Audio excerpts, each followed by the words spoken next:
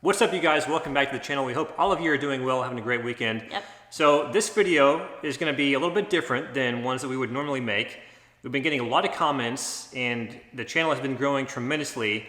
And while I try and do the best job I can to respond to everybody, or at least respond to all the comments that would warrant a response to, it's gotten to the point where I can't really respond to everything because the comments are like, my inbox is just flooded with comments every day. And which is an amazing problem to have, and we thank you guys so much for. It's been awesome. Yeah, all the support and just all the well wishes and everything like that, all the growth. We really appreciate it. It's very humbling and very exciting at the same time. But we figured we'd do kind of like a Q&A video today and kind of go over some things that are kind of like recurring comments and things like that, or just comments that seem very interesting. You guys can get a deeper view into Brittany's and my lives with. So that's primarily what this video, or that's not primarily, it's everything this video is going to be about. We hope you guys enjoy it. We probably won't do videos like this, very much, or maybe we will, just depending on how much you guys like this type of video. But yeah, it's basically just Q&A, going over a bunch of comments that you guys have left us, things that we saw that might be good to talk about, the good, the bad, and the ugly. So with all that being said, we're going to group the first few comments together because this is the biggest reason we make the videos we do. So Gonzalo Rodriguez said, wow, just wow. Thank you guys so much for a detailed breakdown of home ownership. Highly appreciated. Yeah. We really appreciated that comment. Roadkill Ray. Thank you for y'all's transparency, of course. Yeah. And then JR, Mike and Britt, thank you for the video. This is motivation to keep going. Yeah, we really appreciate that. We're trying to provide some motivation and encouragement to all you guys because it's something we wish we had going through our debt-free journey. And Dave Ramsey. Elizabeth Smith says, this video was incredibly helpful and informative. You have a new subscriber here. Well, thank you very much, Elizabeth. Thank you. I think it's Inea, but they said, I love this. I'm as excited as if it were me. I have 88,000 to go. And in a couple of years, it will be us. Awesome. Yeah. So this was a comment on our debt-free Scream video. Like Brittany was saying earlier, one of the largest reasons we started this channel was to help encourage and inspire and give motivation to people who are going through what Brittany and I were going through 8 years ago, beginning to become debt-free, like going through Financial Peace University, or even those of you who like don't follow Dave Ramsey or don't even know who he is, but want to get your finances in a better place and try to become financially successful in your future. That's a huge reason Brittany and I are starting this channel. It's something that we wish we had done when we first started becoming debt-free 8 years ago. When we first started along this journey, I kick myself every day for not, I guess, documenting that process, like while we were in the process. And it's crazy. We don't even have any videos of it. Yeah, we don't. I think we have a few photos. We have a decent amount of photos from our debt-free Scream at Dave Ramsey's office, which we'll talk about in a second here. But yeah, so our channel is kind of like us doing what we wish we had done 8 years ago. But we're just trying to document what we went through, where we are now, and where we want to go. So just showing that process. What was your experience like trying to get on the Dave Ramsey show for your debt-free Scream? Good question. Did they do any kind of background or fact checking on your story? Was there any expenses on your part to be on the show, or did they put you up in a hotel and reimburse you for any travel expenses? Thanks. Yeah, so this is a very interesting question. Yeah. Nobody has asked us this, like literally nobody. And I found it very intriguing, but we wanted to address this in the video because we feel like a bunch of other people are curious about this as well. Yeah. What happened was, the process was fairly easy getting on Dave Ramsey's show. We sent an email out to his team, and they got back to us asking us a little bit about our story and exactly what we did to become debt free. And our first email we sent to them was about a month before Brittany and I were to become debt free. Yeah. Because I think at that time Dave was talking on the radio and on his internet show, or wherever they were broadcasting at the time, that they were kind of backed up in terms of debt free Screams, and we were like, we got to do our debt-free Scream in his office because that was like the one. That was a big dream of ours to be able to do. Yeah. So we tried to get in touch with them early, and there's a little bit of back and forth about what exactly we did. They wanted to make sure that we weren't taking out any like lines of credit or anything like that in the process. We were pretty much sticking to the general plan that Dave lays out on his show, which we were. And then you would send in a few photos so they could put on his show. Mm-hmm. And then it was just scheduling a day and time. And once that was set, we actually paid everything on our part. So the hotel cost, he's in Tennessee. So we basically scheduled the hotel, paid for that, the gas expenses to get up there, all of that was on our part. Mm-hmm. So no reimbursement. Which we weren't really expecting. Yeah. Anyway, I mean, it was a dream just to be able to do that. And there wasn't any kind of, I think they said background check. It was just basically They took our word for it. They took our word for it. Yep. But it was a really good experience. Yeah, it was incredible. Yeah, we're glad we did it. We have a ton of respect for Dave Ramsey and his team. Their inspiration and motivation that got Brittany and I on this track has changed our lives and will change our lives forever. Yeah. We wouldn't be where we are without their influence. Okay, next comment comes from Ashley Amron? Yeah, Ashley. So Ashley's comment here is not the only one that it says something along these lines. There have been, a handful of comments about this particular aspect of Brittany's and my videos, and we wanted to get this out there right now because apparently there's something that people are seeing that Brittany and I had no idea of up until this point. Yeah. So we want to address it. Yeah. So Ashley says, I just stumbled upon your channel. I subscribed and I've been playing back through your videos. Ashley, thanks so much for watching. Yeah, and thanks for subscribing. One thing I've been having trouble accepting is how little Brittany talks in your videos. I don't mean to sound disrespectful, but it looks like Mike always talks and Britt nods and occasionally adds something. Yeah, I do nod a lot. Is this just your relationship dynamic? I wouldn't identify myself as a raging feminist, but could we get an explanation of Brittany's point of view on this channel, or on this channel, as it makes me uncomfortable to watch? Maybe some background on Britt's feelings about this would help your channel, and maybe Britt talking or taking the lead in videos more often would lead to more channel growth. Yep. So another similar comment comes from DJax247. If Britt barely talks, why even have her in the videos? Let her talk. Let her lead the videos sometimes. Every time she says a word, Mike looks impatient. It's cringe-worthy. Edit, I read some more comment replies and see that you both are aware of this and working on it. Great to hear and gives me hope for the channel, but seriously, it looks a certain way after you watch about 3 of your videos in a row. Keep figuring it out. Just want to get this out there. I know everybody has different backgrounds, different, experiences with the relationships. I am very introverted, so I am very quiet and shy, just in general. It takes me a while to get to know people and feel comfortable around them. That's just how I've always been. I was a lot more shy when I was little than I am right now, so as a little kid. I also don't like a lot of attention on me, and I like the focus to be on the other person just because I find a lot of joy in helping them and just getting to know them and making sure they're okay. That also goes along lines in my work. I work in the healthcare industry.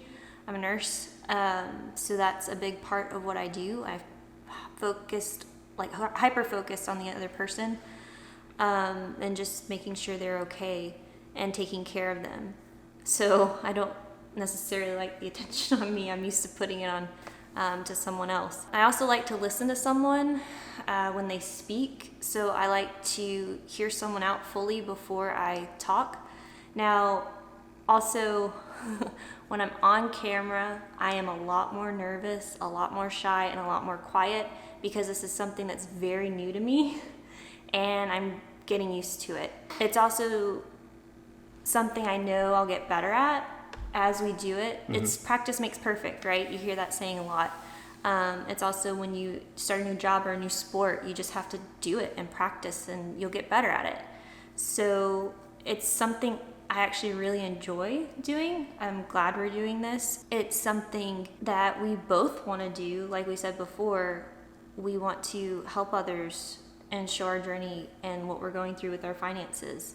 I also want to continue this because it's actually helping me grow as a person. I'm getting a little bit more comfortable, and it's something that I'm doing that's out of my comfort zone, so it's going to help me grow as a person, and that's something I actually enjoy doing. I don't mind pushing myself with that, but at the same process, I do get a little nervous still. So with all that being said, what you see on camera is just a small, tiny piece of Mike and I's life and our relationship.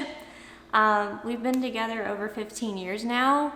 We've been married for 8 of those 15 years. With me still being nervous and shy on camera, I could see why people are saying it seems like I don't talk much and Mike talks all the time. Or that I'm keeping her from talking or something like that. Which that is a complete misunderstanding. He's not keeping me from talking or anything like that. I am just, like, I'm shaking right now. I am nervous when it comes to speaking on camera just because it's foreign to me. It's something very new. It is very strange. Yeah. Talking to a camera for the first time.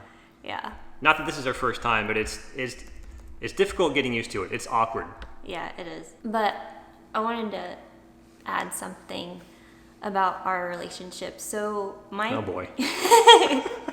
Mike is my hero. He's the love of my life. I'm starting to get a little emotional.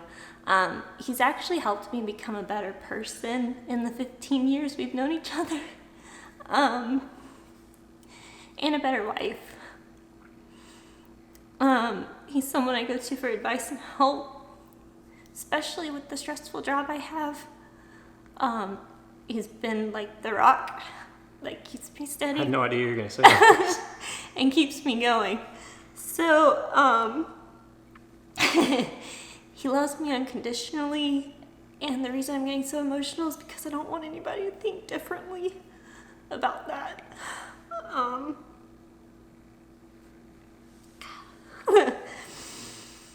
Even when I've had a really hard day at work and I'm frustrated and I'll take some, like, I'm basically being a brat or being hard to deal with, he's still there. He's being very patient with me, which I would not be as patient with myself in those situations. And this is why I've become a better person, because he just has taught me more about love and more about life than I ever thought could be possible. And I'm forever grateful to him for all of that. So, Thank you, sweetie. thanks, Aunt. Okay. Aside from everything that Brittany just said, there are a lot of dynamics that are going on in our life right now that also contribute to this. And I don't want to make this too large of a portion of this video because, you know, at the end of the day, this is not all that big of a deal to Brittany and I. But we do want to address it thoroughly. Yeah. And that way, if we get any more comments, which I'm sure we will, we can just kind of direct them to this video, and that'd be that. Yeah. So it's just to clear up any misunderstandings. Brittany's and my work schedules are completely different. Being self-employed, I have a lot more freedom with my time. Yeah. I have a lot more flexibility with my time. Brittany doing more of a 9 to 5, her schedule is kind of like set in stone. Yeah. More or less. So both Brittany and I have decided that it would be best for me to kind of plan out and schedule or whatever needs to be done, planning out, organizing the videos. We've also made the decision that since YouTube is kind of something that we want to be doing very much, more and more full time as we get into the future, I'm focusing on YouTube a lot more than I would be if I were working normally right now. That just leads to me having much more of an understanding of the ins and outs of what all the videos are about. Brittany, on the other hand, is not home while I'm working on everything. Right. And I come home and I'll be very tired from work and working at the hospital. So you will see that in our videos. And also when I'm tired, I tend not to talk a lot. Yeah, that's true as well. So that kind of plays a part into the video as well. Brittany and I also have different experience levels swimming ourselves. Like, I've been on YouTube for a while. YouTube to me has just been kind of it's been a huge experiment, like seeing what works and what doesn't. And what topics are more popular, what topics aren't. And so this is the first channel that I have created that has really started to take off in a meaningful way. Yeah, because it actually did start with just Mike. And then, which is why I said that I created it. Yeah, and then I came into it later, so I don't want people to misunderstand that. So if you go back and look at the beginning of our channel, like our first few videos, it's mainly just me. It's just me on there. and Brittany didn't come in until later. And I remember thinking when she became part of the videos, it was like, it just felt so much more natural and how things should be than just me talking. Yeah, we both really liked it and enjoyed doing it together. Yeah, so it was difficult at the time because it felt so much better having both of us on camera, but our work schedules were just so different that, if we were to pursue a channel where both of us were going to be on it, then it was going to take a lot more planning and logistical work on both of our parts to kind of make it work. What you guys see right now is us still kind of trying to work through all that and fine tune everything and make things work the best for us, but also at the same time work to make things better. We're comfortable with how things are right now. We also are not comfortable with it in another way. It's kind of weird. It's strange. I guess that's kind of how people are when it's something you really enjoy. You're working on the pros and cons, and you're trying to work out all the kinks and just make it better. So the last thing we'll say about this is that we recognize that we're not the best at doing certain things, and we see that. And those are the things that we want to get better at, and that's just going to take a lot more trial and error and time, but we will get there. It's so interesting, the growth of our channel, because not even a month, we barely had 500 subs a month ago, and now by the time this video goes live, we're going to have close to like 2,500, I would imagine. Yeah. And so within a month's time, our channel has grown 500%. And a month ago, if you were to ask me like where we would be today, I would have said something like, I don't know, 700 subs maybe. Yeah. And it's interesting, the dynamics like in your mind when you start growing very quickly, making content for a smaller audience versus making content for a much larger audience. Even though 2,500 subs is not nearly as large as people out there with hundreds of thousands or millions, but it feels like millions to us because we had no idea we would even attract this many people. So again, thank you guys so much. And we really appreciate it. Yeah. Next comment comes from Lee Sutherland. So you count a mortgage as debt. How can you say you are debt free while talking about having a mortgage? So I think this is a misconception on one of our videos. One of our most recent videos. And I guess we said something in there that would come across as Brittany and I meaning that we are debt free currently. We're not debt free currently. We do count our mortgage as debt, although we see it as a very different type of debt as consumer debt, like credit card debt or student loans or auto debt, stuff like that. Right. But we're consumer debt free, but we do have a mortgage, so there is debt. The next couple comments have to do with Hawaii. So Cody says, why move to Hawaii for 4 months? Did you have enough of it? That seems like a short amount of time. So for those of you who are recently subscribed and may have not watched our videos further into the past, we lived in Hawaii for 4 months. And this is something that we did after we became debt-free initially. We became debt-free, did our debt-free Scream on Dave Ramsey show, and spent the next few months, 3, 4, 5 months saving up a 6-month emergency fund. We started looking at homes to purchase after that, but we were like, let's just go to Hawaii. Yeah, we wanted to take a risk, so we did. Yeah. I got a job over there, took a contract position, and we were able to stay there for 4 months. Yeah, and it was incredible. Absolutely life-changing. We lost a lot of money in the process. But we would do it over again because it was a risk that changed our lives forever. Yeah. In a good way. Yeah, which for those of you who've been following the channel, we haven't really gone into this part of Brittany's and my past. We went through the process of becoming debt-free for 3 years, and then there was a 5-year time period between becoming debt-free and buying this house. We haven't talked all that much about it, but this this move to Hawaii was pretty much right after us becoming debt-free, and it was amazing. It was life-changing. We lost a lot of money, and it took a little bit of time to recoup that loss. Yeah.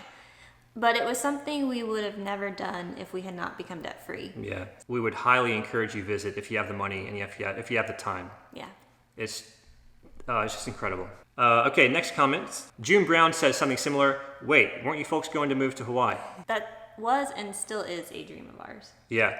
So the first time we moved there, we were very inexperienced. We lost a lot of money. Yeah. We ended up having to come back to the mainland for medical reasons that were going to take a long time to get fixed down there. Becoming debt-free totally changed our lives about how we think about money.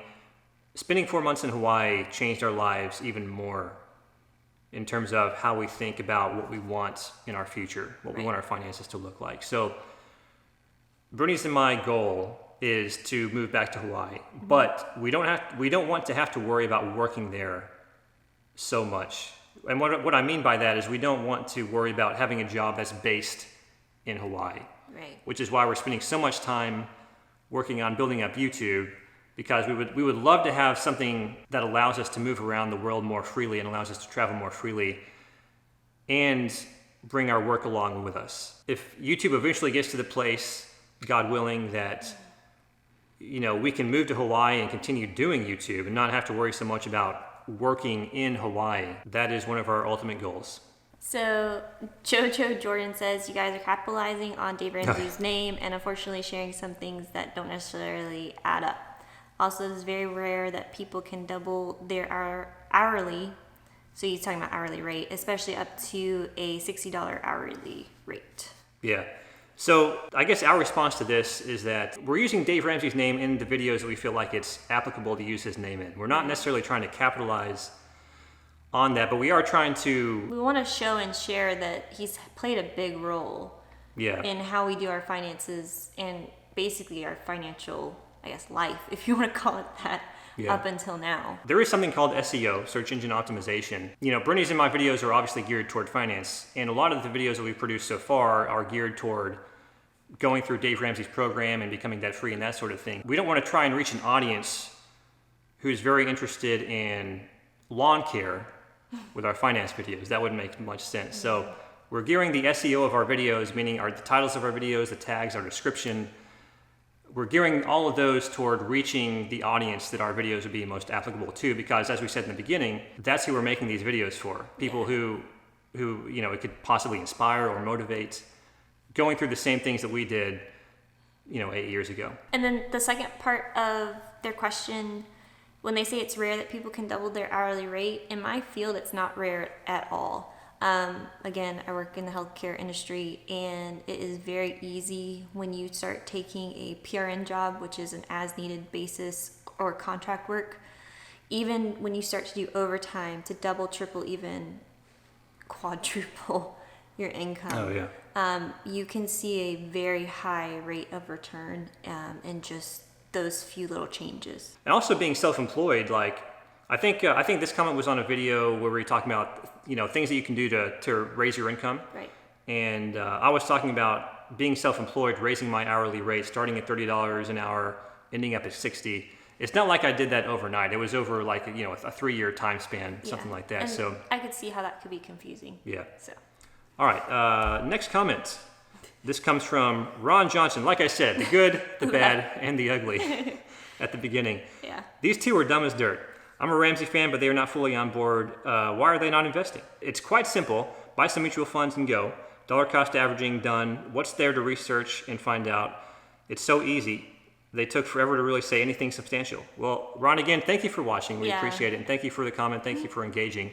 Well, I think both Brittany and I would respectfully disagree about our intelligence level. The reason we're not investing yet, I think we've explained in other videos. We have done a small amount of investing. I think we have $1,600 or $1,700 invested. Which we started with $1,000 invested, and now it's up to about $1,600. Yeah.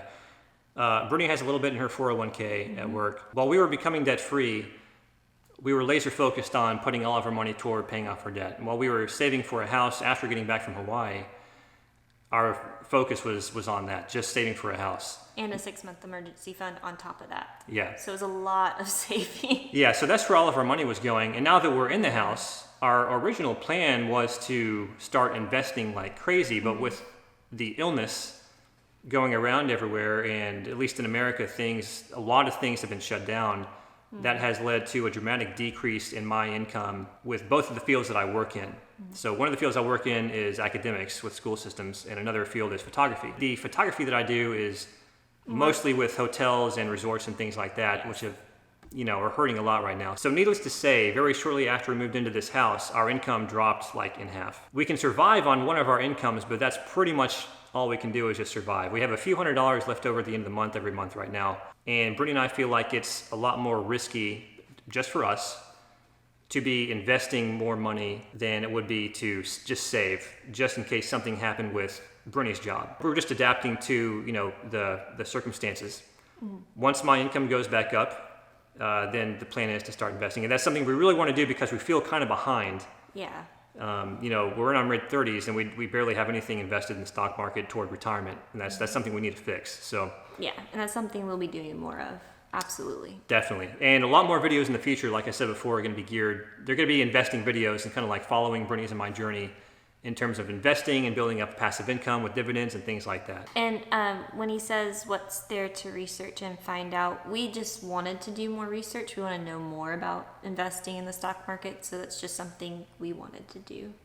Yeah. So that's it. Yeah. Everybody's on their own journey. Like everybody has to do what they feel is best for their lives and make decisions based on their circumstances or their life goals that they feel is best for them. So that's all we're doing. Yep.